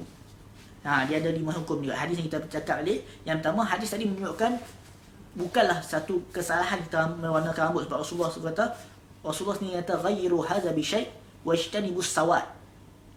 Ubahlah rambut itu dengan sesuatu, dengan warna lain. Wajtanibus sawad, dan elakkanlah, jauhkanlah. Wajtanib itu maksud elakkan ataupun jauhkan dengan menggunakan sawad. Sawad tu warna hitam. Jadi sebab itu kita kena gunakan warna selain hitam. Bahkan dalam mazhab Syafi'i pun, dalam matan Zubat pun disebut wa harramu qidaba sya'rin bisawad. Itu tidak dibenarkan untuk kita untuk mewarnakan rambut kita dengan warna hitam. Wa harramu qidaba sya'rin lisawad li rajulin wa imra'atin la lil jihad. Ini matan Zubat, dia ada arut. Dia baca arut tu maksudnya dia ada guna lenggok dia lah. Itu maksudnya wa harramu qidaba sya'rin bisawad. Tidak dibenarkan untuk kita, diharam untuk kita qidab, mewarnakan rambut dengan warna hitam, li rajulin wa imra'atin la lil jihad. Untuk lelaki, keharaman ini terpakai untuk li rajulin, untuk lelaki, wa imra'atin, perempuan, la lil jihad. Tetapi untuk jihad tak ada masalah untuk guna. Jadi maksudnya tidak dibenarkan untuk menggunakan rambut, mewarnakan rambut dengan rambut hitam, la lil jihad. Untuk jihad tak ada masalah. Tapi untuk asal-asal tidak dibenarkan. Tapi masih ada perbahasan lagi lah. Sebab hukum mewarnakan rambut warna hitam ni, dia terbahagi 3 pandangan. Kita akan baca lagi. Dia bukan haram sahaja yang hukum yang ulama mengatakan haram sahaja, tapi dia terbahagi pada 3 pandangan. Dalam mazhab Syafi'i, hukum mewarnakan rambut warna hitam terbahagi pada 2. Yang pertama mengatakan haram, seperti kita dah sebut dalam matan Zubat kita dah baca dah. Yang kedua adalah mengatakan makruh. Yang ketiga, pandangan dalam ulama seperti Abu Yusuf mengatakan harus secara mutlak. Ini ada 3 pandangan lah. Kita akan bahaskan secara ringkas lagi. Okey. Kita lihat mewarnakan rambut. Dan mewarnakan rambut dengan warna kemerah-merahan dan lain-lain, itu ia bukanlah benda yang mana dilarang dalam agama. Sebab ada riwayat inna ahsana ma ghayyartum bihi syaiba al-hinna wal katam. Iaitu inna ahsana ma ghayyartum. benda yang sesungguhnya benda yang terbaik. Ma ghayyartum bihi syaiba. Kalau kamu nak ubah syaiba tu uban lah, warna yang terbaik. Kalau kamu nak ghayyartum, nak ubah uban kamu adalah dengan apa? Al-hinna wal kadam. Dan bukan hinna dengan katam. Hinna tu dapat kita fahami sebagai hinna lah, sebagai inai. Dan katam itu disebutkan oleh Ibn Hajar dalam Fathul Bari. Dia adalah salah satu pokok yang tumbuh di Yaman, yang warna dia hitam kemerah-merahan. Jadi nak sebutkan kita boleh untuk mewarnakan rambut kalau telah ada syaiba, telah ada uban, dengan guna hinna dan katam. Itu dua warna ini boleh digunakan warna ini. Dan juga dibahalkan warna-warna lain pun hakikatnya dibenarkan juga untuk menggunakan, walaupun selain warna yang disebutkan oleh Rasulullah ni. Tapi hakikatnya nak suruh mewarnakan rambut. Cumanya ada perbahasan. Dan juga kita, para fuqaha tidak membenarkan kita meniru perbuatan kaum yang fusaq. Contohnya kalau kat Malaysia ni, ini memang ada disebutkan oleh para fuqaha menyebutkan benda ni. Kalau ada orang yang mana dekat Malaysia, contoh, kita buat contoh, kalau buat warna tertentu, tak kisahlah kita buat warna X, contoh, kalau lah ada warna X. Warna X ni satu kumpulan ni, memang kumpulan ni orang jahat dia pakai. Siapa pakai ni kita tahulah dia ni kumpulan sekian-sekian, dia ni golongan sekian-sekian, maksudnya dia ni geng sekian-sekian, orang yang mana perbuatan orang fusaq. Memang kita fiqh pun disebutkan fusaq, kita sebut fusaq tu jamak dari fasik. Maksudnya perbuatan kalau meniru benda-benda tu kaum yang tidak elok buat, jangan kita tiru kaum tersebut. Maksudnya jangan kita berwarna menjurus kepada untuk serupa dengan kaum tersebut. Buatlah warna lain. Buat warna hitam kemerah-merahan ke katam warna tadi, ataupun warna-warna apa ke, seperti warna hinna, warna inai boleh. Warna-warna yang mana tidak meniru kepada orang-orang yang mana perbuatan kaum fusaq. Jadi nak cakapnya berwarnakan rambut tidak ada masalah dalam agama kita, dibenarkan terutamanya bagi orang yang mana telah beruban, itu tidak ada masalah. Tetapi cuba untuk elakkan menggunakan tempat-tempat warna yang digunakan oleh kaum fusaq. Sebab kita nak mukhalafah, kita tak nak bersamaan dengan mereka, kita nak berbeza dengan mereka. Sebab Rasulullah suruh kita berbeza dengan Yahudi. Bila dengan Yahudi berbuat sebab Yahudi, mereka berdusta dengan Alkitab, dengan kitab mereka, mengubah isi kitab mereka. Jadi kita tak nak ikut budaya orang jahat, orang mana telah berbuat jahat dengan Allah Subhanahu Wa Taala, telah mendustakan ayat Allah. Sebab itu juga kenapa para ulama mereka juga tidak membenarkan kita untuk bersamaan menyerupai orang-orang fusaq. Walaupun orang fusaq masih orang yang masih Islam, tidak kafir, tapi kita hendaklah berbeza dengan mereka. Itu antara pandangan-pandangan yang disebutkan. Tapi nak cakapnya mewarnakan rambut tidak ada masalah lah pada asalnya, sebab memang ada riwayat-riwayat menyebutkan benda ni. Sebab tu riwayat kita sebut bila Rasulullah bab buku hafah, Rasulullah suruh ubah ghairu hadza bi syai', ubah rambut dia ni. Washtanibu sawad, dan elak warna hitam, warna hitam. Maksudnya boleh nak warna apa-apa pun, dan yang warna terbaik adalah hinna dan katam. Inna ahsana ghayyartum, itu disebutkan hadis tadi ni, ahsana ma ghayyartum bihi syaiba. Jadi kesimpulannya, boleh untuk mewarnakan rambut. Ia bukanlah perkara yang dilarang di dalam agama. Cuma kita tengok dulu lah, dia ada syarat-syarat yang tertentu. Okey, yang seterusnya, masih lagi dalam mewarnakan rambut. Hukum mewarnakan rambut ni, kalau kita tengok, dia dapat dibahagikan menjadi 5. Seperti yang kita sebutkan di hukum mewarnakan rambut, pada fuqaha mengatakan boleh jadi 5. Dia boleh jadi makruh, dia boleh jadi haram, dan juga boleh jadi harus. Dia banyak, dia dapat berubah-ubah hukum dia. Kenapa dibenarkan untuk mewarnakan rambut ini? Sebabnya, kalau kita wallahualam sebabnya secara pasti, tetapi dia dapat mengubah diri kita supaya kita berkeyakinan. Bayangkan kalau kita tengok diri kita kat depan cermin dalam keadaan yang elok sikit, kita pun akan confident dalam menghadapi kehidupan pada hari tersebut. Itu, kita akan lebih confident menampak keadaan kita yang elok, yang segak, yang kemas, berbanding kita nampak keadaan kita yang mungkin dalam keadaan kurang elok. Sebab itu kenapa qidab ini benda yang mana dibenarkan di dalam agama. Cuma ada sedikit perbahasan antara kalau dah tumbuh uban, nak qidab mewarnakan rambut, ataupun kita nak biar saja macam tu. Ini ada perbahasan. Contohnya sekiranya seseorang itu dah tumbuh uban, kita tahu hukum cabut uban makruh seperti disebutkan oleh Anas dan selainnya. Dan cuma ada perbahasan, kalau dah ada uban, yang mana lebih afdal? Nak letak qidab, mewarnakan rambut ke, ataupun kita nak tinggalkan? Ini ada perbahasan yang panjang lah, yang banyak. Dan Imam Nawawi dah bahaskan panjang. Ada yang mengatakan tarku qidab afdal. Ada yang mengatakan meninggalkan mewarna rambut lebih afdal, biar uban. Sebab ingat kematian. Itu pandangan pertama. Pandangan kedua mengatakan qidab lebih afdal. Sebab banyak hadis yang menyuruh Rasulullah suruh qidab. Rasulullah suruh qidab dengan qatam, dengan hinna dan lain-lain. Ada riwayat banyak suruh qidab. Dan juga dalam kalangan sahabat sendiri sebenarnya ada khilaf. Rasulullah ni pernah berwarna rambut atau tak? Ini khilaf dalam kalangan sahabat sebenarnya. Rasulullah ni pernah mewarnakan rambut ataupun tidak. Ini khilaf antara Abu Hurairah, Anas dan lain-lain. Ini khilaf lah dalam kalangan sahabat pun. Macam mana dia khilaf macam ni? Ada mengatakan Rasulullah warnakan rambut. Ada sahabat kata tak, Rasulullah tak warna rambut. Rasulullah hanya guna minyak aja, tapi disebabkan rambut Rasulullah nampak seolah-olah kemerah-merahan, jadi ada yang ingatkan Rasulullah berwarna. Itu khilaf dalam kalangan sahabat tu. Sebab tu kita jangan pelik, kenapa ada boleh khilaf dalam kalangan sahabat Rasulullah warna rambut ke tak warna rambut? Bukankah mereka hidup pada zaman Rasulullah? Ya. Memang mereka hidup sekali. Tapi itulah macam kita katakan, Rasulullah ada mengatakan Rasulullah pakai minyak. Rasul tak warnakan rambut. Ada pula kata tak, memang rambut Rasulullah nampak kemerah-merahan. Itu. Nak cakapnya itu. Poin penting kita dapat katakan rambut Rasulullah kemas. Rasulullah ada uban tak? Ya, Rasulullah ada. Tapi uban Rasulullah tidak banyak. Itu uban Rasulullah tidak banyak. Ada yang mengatakan tidak berqidab lebih afdal kerana mereka mengatakan Rasulullah tak qidab, tak warnakan rambut. Ada pula yang jawab mengatakan Rasulullah tidak warnakan rambut sebab uban Rasulullah sikit. Jadi dia ada khilaf dengan kalangan ulama tentang benda ni. Tapi nak cakapnya hakikatnya dalil berkaitan mewarnakan rambut memang wujud lah. Memang ada dalam kita telah baca dalil-dalilnya tentang mewarnakan rambut, dan ini juga amalan yang dilakukan oleh salafun salih, dilakukan oleh para sahabat. Umar warnakan rambut, sahabat-sahabat lain warnakan rambut, dan kita akan jumpa lagi riwayat-riwayat yang banyak tentang mewarnakan rambut ini. Sebab itu juga mereka memilih mewarnakan rambut ini adalah perkara yang afdal dilakukan. Tapi dia masih khilaf. Imam Nawawi dah bahaskan. Untuk wanita, jika dia nak mewarnakan rambut, dia kena meminta izin suami. Itu sebab mungkin dia dah buat warna hitam, dia tiba-tiba pergi warnakan rambut dengan warna lain. Suami dia tak suka warna tu. Jadi sebab itulah kenapa untuk wanita yang mana telah berkahwin, dia kena minta izin kepada suami dia. Contohnya buat rambut blond ke apa-apa ke, minta izin suami. Bahkan suami jika suka rambut sekian-sekian, warna sekian-sekian, boleh untuk menyuruh wanita untuk mewarnakan rambut. Ia bukan satu kesalahan di dalam agama. Tetapi dengan syarat bukanlah warnakan rambut itu untuk ditayang di laman sosial dan tempat terbuka, tidak. Itu.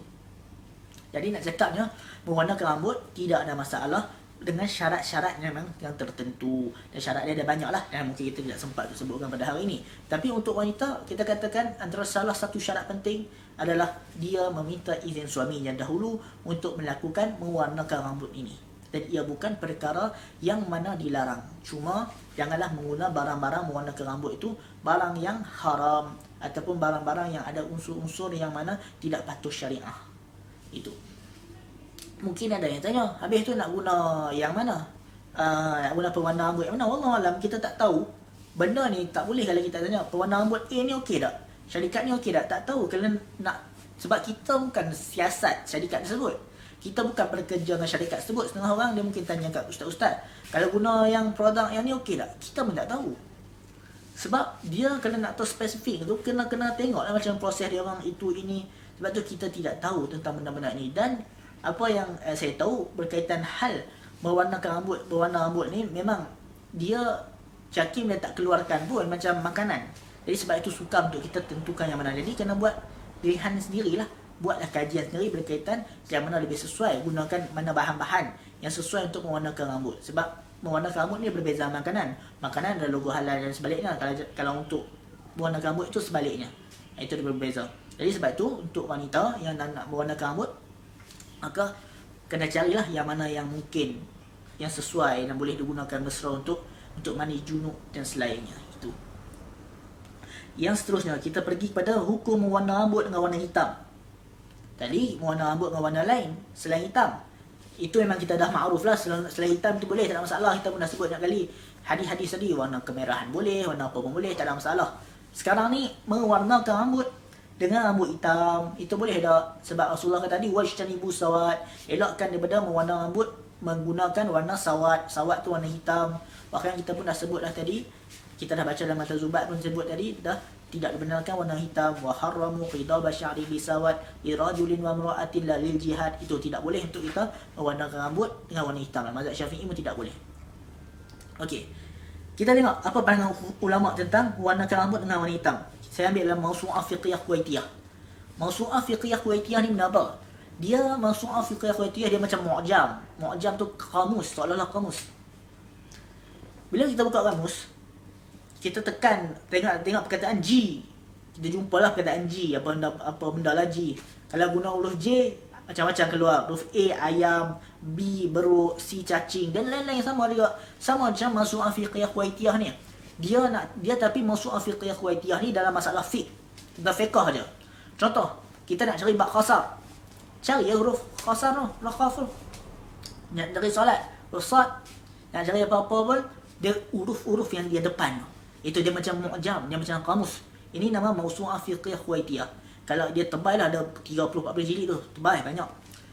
Dan kita nak cari senang cari. Kita nak cari masalah tertentu, buka kitab itu, cari huruf-huruf tertentu.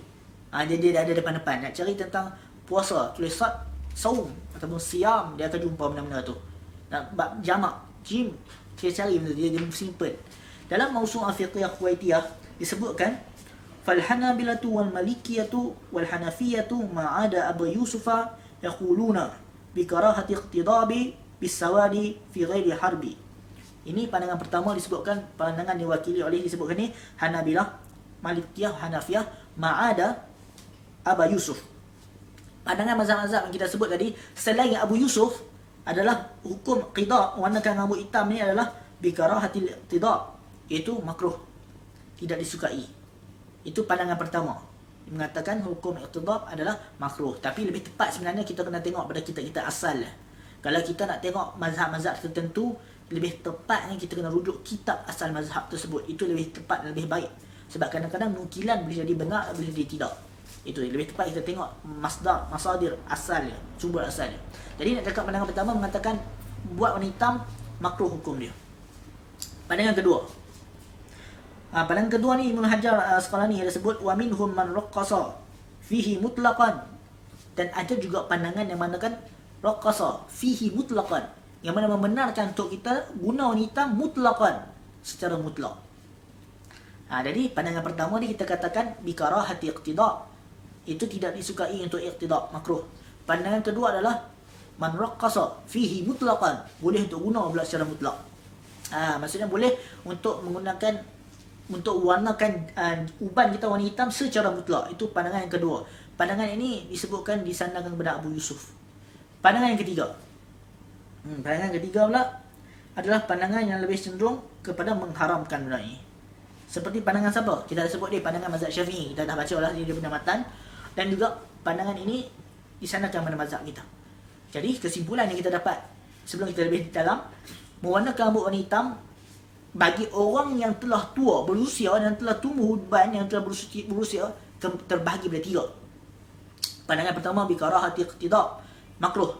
Pandangan kedua man raqqasa fihi mutlaqan, yang mengatakan boleh untuk qida warna rambut dengan warna hitam mutlaqan, mutlak, tak ada masalah. Pandangan ketiga, pandangan mazhab kita wa harramu qidab sya'ri lisawat, yang mana bisawat, yang mengatakan haram untuk kita mewarnakan rambut kita dengan warna hitam. Itu tidak dibenarkan, disebutkan. Jadi kesimpulannya dia ada beberapa pandangan lah tentang masalah ini.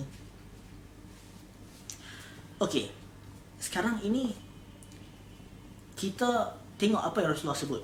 Rasulullah kata washtanibu sawat, elakkan guna rambut hitam. Jadi kalau untuk orang yang telah berusia, maka cuba untuk elakkan guna dye rambut hitam bagi orang yang telah rambut dia telah beruban. Cuba elakkan.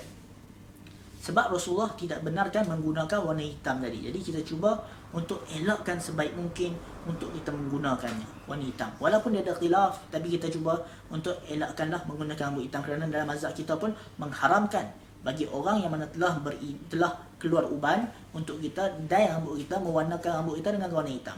Itu kita cuba elakkan tentang warna ini. Macam mana pula bagi orang yang muda? Contohnya bagi orang yang mana usia dia muda. Dia muda lagi, tapi dia telah tumbuh uban daripada rambut dia. Boleh mewarnakan rambut, sedangkan kita baca tadi mengatakan hukum mewarnakan rambut warna hitam muharramu khidabal sya'rin, haram. Bahkan Rasulullah pun sebut tadi wasyanibu sawat, elakkan warna hitam. Jadi macam mana keadaan sekarang ni? Okey, disebutkan bagi orang yang mana dia masih muda, dia kecil lagi, budak-budak lagi. Benar ni kadang-kadang kat sekolah kita tengok kan, ada yang dia muda lagi, kecil lagi, baru sekolah rendah, tapi rambut dah putih. Sehingga orang tengok pelik kat dia. Dalam masalah ni untuk orang muda tidak ada masalah untuk dia mewarnakan rambut dengan warna hitam. Walaupun asalnya mewarnakan rambut warna hitam adalah warna yang diharamkan, dilarang. Mazhab Syafi'i dilarang. Cuma dalam mazhab Syafi'i ada dua pandangan juga. Pandangan qaul yang asah menurut Imam Nawawi adalah haram. Pandangan kedua adalah makruh, seperti disandarkan pada Imam Ghazali. Jadi sebutnya walaupun dia haram, tidak dibenarkan, tetapi untuk yang muda boleh. Sebab rambut manusia, orang Melayu, dia ikut kaum Melayu kita, hitam rambut dia. Tiba-tiba dia seorang dia rambut pelik. Ni nadir lah, jarang-jarang. Dia rambut warna hitam ke, blonde ke, ataupun blonde ke, warna putih ke, perang ke, nampak sangat. Sehingga dia pergi sekolah pun cikgu asyik marah saja.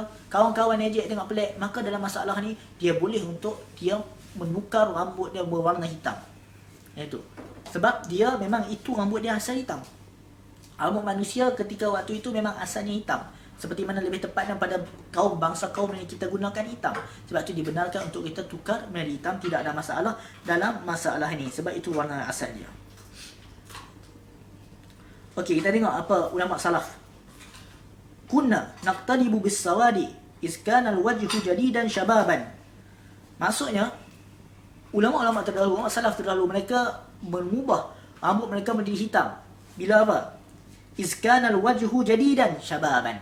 Maksudnya waktu mereka masih muda, atau wajah mereka masih muda lagi, mereka memang letakkan khidab, mereka mewarnakan rambut mereka dengan warna hitam. Itu para ulama salaf terdahulu, mereka warnakan rambut mereka dengan warna hitam. Yang seterusnya apa lagi? Falamma nafadal wajhu wal usnan kabirna taraknahu. Tapi bila benda dah tua dah, gigi pun dah bergoyang dah, taraknahu, kami tinggalkan khidab.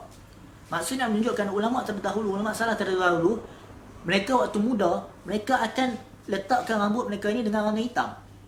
Maksudnya sebelum tempoh masanya, maksudnya sebelum beruban, sebelum mereka tua, wajah mereka pun syababan, wajah orang muda, segak lagi, mereka akan letak warna hitam. Tetapi bila mana telah tua, kabirna, telah tua, barulah mereka taraknahu, barulah mereka tinggalkan warna rambut, warna hitam. Nak cakapnya, bila dah tua, mereka tinggalkan rambut hitam sebab seolah-olah tak nak menipu. Sebab mungkin nanti anak dara ke perempuan tengok, dia ni muda lagi, rupa-rupanya tua dah. Itu seolah menipu. Sebab tu kita tengok perkataan yang dinukilkan dari Ibn Shihab. Waktu muda, waktu syababan, mereka mewarnakan rambut warna hitam. Sebab mungkin waktu tu tak ada uban pun, tak ada warna hitam. Contoh macam wajah, macam umur saya ni, muda lagi, 25. Waktu tu mereka mungkin akan qida' buat warna hitam. Tetapi bila mana mereka telah berusia mungkin berdah 40, tiba-tiba waktu umur 40 tu baru keluar mereka punya uban, taraknahu, mereka terus tinggal, tak buat rambut hitam dah. Sebab itu memang rambut mereka dah keluar dah hitam, memang dah umur macam tu, ataupun memang dah keluar betul uban, barulah mereka meninggalkan perkara tersebut. Itu yang dilakukan oleh mereka. Jadi sebab itu ada perbahasan yang kita telah sebutkan, kalau tumbuh uban yang mana lebih afdal antara untuk qida' ataupun untuk tinggalkan, kita telah bahaskan. Tapi yang lakulin, yang lebih baiknya bila kita cubalah elakkan untuk mewarnakan rambut dengan warna hitam, kerana itu Rasulullah yang cegah.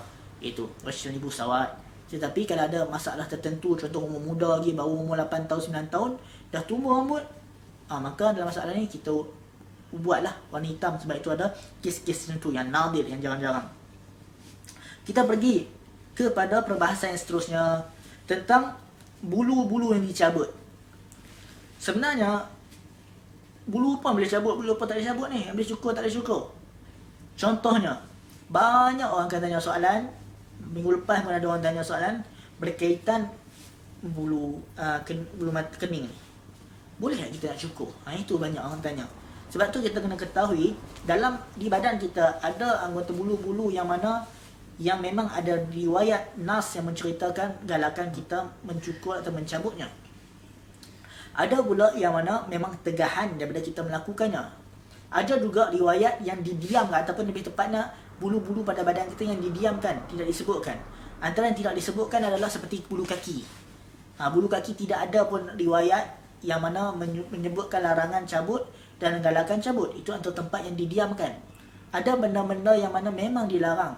Seperti mana apa yang dilarang tu kita sebutkan, seperti mana di kening ataupun bulu di bahagian muka bagi wanita, itu yang dilarang. Kita akan sebutkan sebentar lagi. Sekarang kita sebut dulu benda-benda yang mana yang memang ada nas menyebutkan tentang itu. Yang pertama, watanful ibit, iaitu cabut. Cabut bulu ketiak. Itu yang pertama, memang ada riwayat tanful ibit, kita mencabut bulu ketiak. Tapi kalau sakit bolehlah untuk mencukur, sebab kalau untuk mencabut itu agak sakit. Sebab tu ada juga riwayat dalam salaf, mereka mengatakan mereka tidak buat itu sebab sakit. Itu jadi nak cakapnya, yang pertama tanful ibit, cabut bulu ketiak, yang mana ada riwayat menceritakan. Yang kedua adalah waqassus syaribi, iaitu kita cuba untuk bersihkan ataupun kita cukur, potong, gunting kawasan misai, di bahagian misai, kemaskan. Itu yang kedua. Yang seterusnya adalah berkaitan bulu di kemaluan. Itu adalah tempat-tempat yang memang ada riwayat yang menceritakan berkaitannya. Yang seterusnya, tempat yang dilarang untuk kita cukur, antaranya adalah tentang di liha, tentang di janggut kita. Itu di janggut tempat yang dilarang untuk kita cukur. Dan saya semua hidup tak pernah lagi cukur janggut, cuma sekali je pernah, sebab waktu PLKN dulu. Itu aja, sebab itu memang dikenal cukur janggut, jadi kita cukur lah. Selain itu tak pernah. Walaupun tak dinafikan, ada khilaf lah, ada perbahasan dalam kalangan ulama boleh cukur janggut atau gunting rambut, tapi wallahualam tentang hal ini dia ada perbahasan, tapi saya lebih cenderung pada tidak lah, tidak mencukur janggut. Itu. Tapi kalau gunting janggut, itu memang ada riwayat daripada salafus salih, mereka pernah gunting janggut. Cuma cukur itu kita katakan kita kalau boleh cuba untuk elakkan lah, dan tidak nafikan masih ada khilaf dalam masalah ni, tapi kita cuba untuk elakkan jika tidak ada apa-apa keperluan dan hajat. Kalau tak ada keperluan apa-apa yang dan hajat, kita janganlah buat. Itu benda itu. Okey, sekarang kita akan pergi kepada bulu kening. Ada soalan daripada Eti tanya, apa hukum orang yang mana dia mewarnakan rambut supaya nampak tua? Saya baca soalan Abu Talha. Orang muda dia warnakan rambut untuk nampak tua. Ni soalan Abu Talha di komen, saya baca-baca. Disebutkan, sebab tu kita kata tadi, hukum dia termasuk dalam kalangan yang makruh. Itu. Orang muda mewarnakan rambut, dia disebutkan dua dalam itu. Kalau orang muda dia warnakan rambut, yang pertama untuk nampak kedudukan dalam masyarakat, itu boleh jadi makruh. Ini memang ada disebutkan, memang ada dibahaskan benda ni. Orang yang muda, contoh saya muda, saya saja warnakan rambut saya warna putih, sebab nak nampak macam ustaz-ustaz, nampak macam ulama-ulama sikit, nak bagi ada kedudukan masyarakat. Ni orang tengok muda ni rambut hitam lagi, macam budak-budak ke ni. Sebab saya pun warnakan rambut ni hitam ataupun warna putih, bagi nak nampak macam orang tua sikit, bagi dapat kedudukan masyarakat. Itu benda yang dimakruhkan, tidak dibenarkan. Atau boleh tepat dimakruhkan, dia benda yang dikeji. Makruh dia mungkin tidak membawa kepada haram, tetapi dia benda kita cuba elakkan. Sebab tu ada disebutkan makruh. Yang kedua sini kita sebutkan tadi, warnakan rambut supaya kelihatan seperti orang-orang yang soleh. Itu. Ataupun lebih tepatnya warnakan rambut untuk nampak ada kedudukan dalam masyarakat. Itu lebih tepat. Itu dia makruh yang mana kita cuba kena elakkan. Itu termasuk memang ada dibahaskan oleh para ulama benda ni. Kalau kita buka perbahasan dalam bab-bab fiqh, ada bahaskan mewarnakan rambut dengan tujuan untuk nampak kemuliaan di hadapan orang lain, ataupun nak mendapatkan masyarakat, nak reda kedudukan dalam masyarakat. Contoh saya nak bertanding politik ya, saja nak bagi nampak rakyat nampak saya ni berusia sikit tua, padahal baru 25. Nak bagi nampak 45, bagilah kita pun buat rambut putih sikit. Itu benda-benda yang mana dapat menyebabkan hukum dan makruh. Itu memang ada disebutkan. Ni saya respon soalan Abu Talha tadi. Okey, yang seterusnya kita pergi pada hukum cukur kening. Cukur kening. Berkaitan cukur kening ni, ada riwayat berkaitan ni, iaitu Rasulullah melaknat la'anallahu namisat. Namisat itu orang yang mana yang potong, dia cukur, dia buang bulu-bulu di muka. Itu. Dia tolong buangkan bulu-bulu di muka itu. Itu yang mana namisat, ataupun lebih tepatnya orang yang cukur kening ataupun buang kening. Itu namisat. bulu di muka ataupun lebih kita spesifikkan pada bulu di bahagian kening ini, dia yang buat benda itu. Wal mutanammisat itu orang yang minta dibuang di bahagian muka ataupun kening. Jadi Rasulullah disebutkan riwayat ini la'anallahu an-namisah, iaitu orang-orang yang mana dilaknat lebih tepatnya, iaitu namisat, iaitu orang yang tolong cukur, tolong buang bulu di muka ataupun lebih tepatnya di kening, ataupun wal mutanammisat, orang yang minta dicukurkan, minta dibuang, minta ditarik, dicabut bulu di bahagian muka ataupun lebih tepat di bahagian kening. Ini antara golongan yang dilaknat oleh Allah Subhanahu Wa Taala. Sebab itu hukum bagi seseorang itu dia mencabut kening, mencukur kening, itu hukum asalnya adalah haram. Itu. Sebab itu dia adalah namisat orang yang cukur, mutanammisat orang yang minta dicukurkan ataupun dicabut itu. Itu tidak dibenarkan. Sebab itu kalau kita nak cantikkan diri, antara benda dilarang adalah kita cukur kening, cabut bulu kening dan benda-benda sewaktu dengannya. Cuma mungkin ada tempat yang boleh, ya. Ada keadaan yang boleh untuk kening ni kita mungkin trim sikit. Contoh, bukan mutlak. Trim sikit tu maksud dia apa? Contohnya kalau kening dia ini terlalu tebal. Kadang-kadang setengah orang mungkin dia terlalu panjang tebal sehingga kan nak buka mata pun susah. Mungkin ada kes-kes nadir. Contoh yang mana yang jarang berlaku, kalau kening dia memang tebal sampai dia mungkin menghalang mata. Itu tak apa kalau nak gunting potong sikit untuk dia ada masalah dia guna. Bukan saja-saja. Itu tidak mengapa. Dan juga boleh juga kalau untuk tujuan rawatan. Contohlah ada apa-apa ke, ada benda-benda memudaratkan pada diri dia. Mungkin dia jalan tak nampak, mungkin berat sangat dia sampai turun dan masuk ke mata. Kalau ada contoh-contoh, itu dapat menyebabkan dibenarkan untuk kita buangkan benda itu. Sebab mungkin dia dapat memudaratkan kita. Contoh kalau ada kes-kes nadir tu, tapi ada atau tak wallahu alam. Tapi saya pernah dengar ada kes-kes yang mungkin bulu mata dia kadang-kadang sampai menghalang mata. Itu dalam kes ni boleh untuk dia potong pada keadaannya, biqadriha, pada ada kadar-kadarnya, bukan mutlak. Bukan ada halang, oh tak apalah, dah nak potong ni, kita dengar ada fatwa kata boleh, kita pun terus cukur bagi elok, terus buat macam artis. Itu tidak boleh. Kita hanya buat sekadarnya, biqadriha. Bukan yang kita buat mutlak, tak, pada kadar-kadarnya yang tertentu saja. Okey.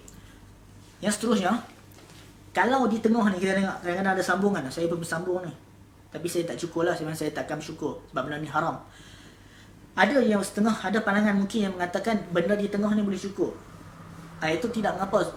Kalau ada yang kata, yang dia cakap bila terlalu tebal, gatal, dia akan menyebabkan dia gatal, tak selesa duduk. Contoh bersambung antara dua ni kan. Sebab tu ada yang membenarkan, yang mengatakan bahawasanya boleh untuk cukur di tengah-tengah ni kalau benda itu dia menyebabkan gatal dan selainnya. Tapi saya pun bersambung ni tebal juga, tapi saya tak gatal apa pun. Sebab tu saya tidak akan cukur lah kening ni. Kita bukan nak, ni sangat dah benda-benda ni benda yang dilarang oleh agama.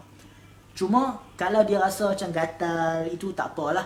Maksudnya ada mudarat kat dia sampai kita kata panjang masuk mata, itu dia boleh untuk potong sekadarnya, biqadriha. Bukan terus dia trim buat cantik elok-elok, dia bunting buat cantik macam nipis-nipis tu, bukan itu.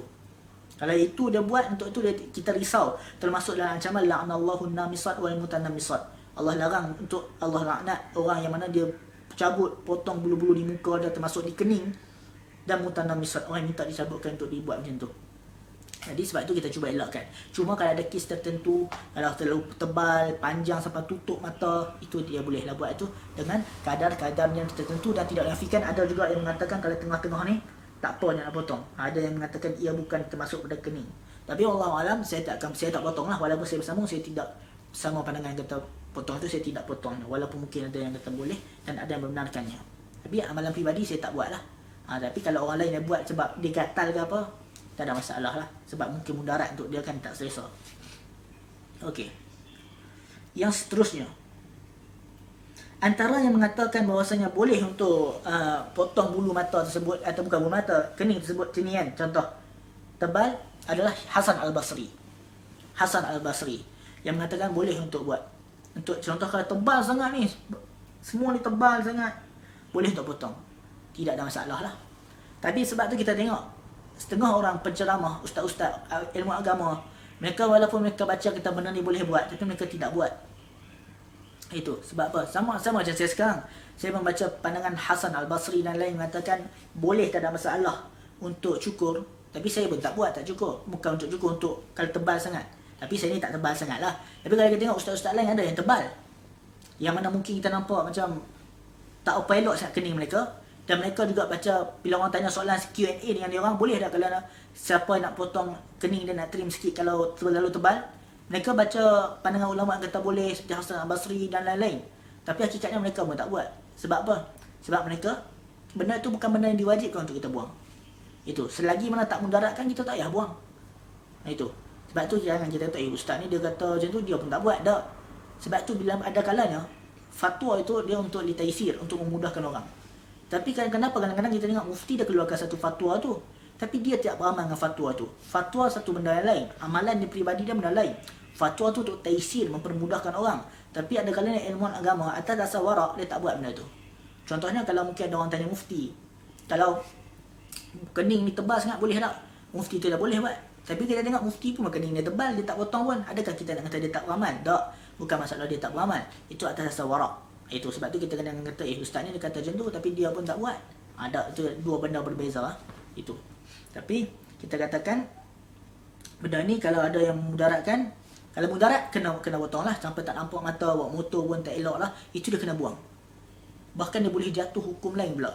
Untuk kalau kita biarkan dalam kemudaratan. Tapi kalau tak mudarat apa-apa pun, sekadar tebal saja, tak kacau apa-apa pun, masih nampak elok, janganlah kita kata-katai, nak potong bagi nipis. Okey, yang seterusnya.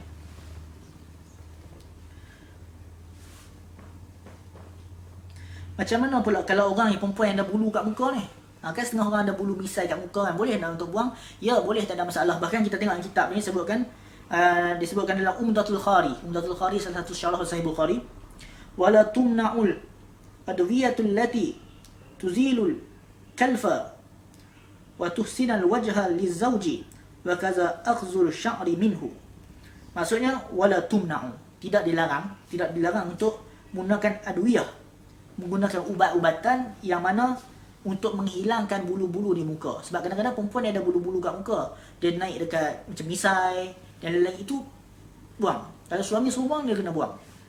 Sebab benda-benda tu kadang-kadang ada kat muka kan. Kita jangan baca hadis, ada riwayat yang Rasulullah larang daripada kita buang bulu di muka. Jadi kita pun biar tumbuh bulu. Tak, kita dibenarkan juga untuk membuang benda-benda tersebut, tidak ada masalah.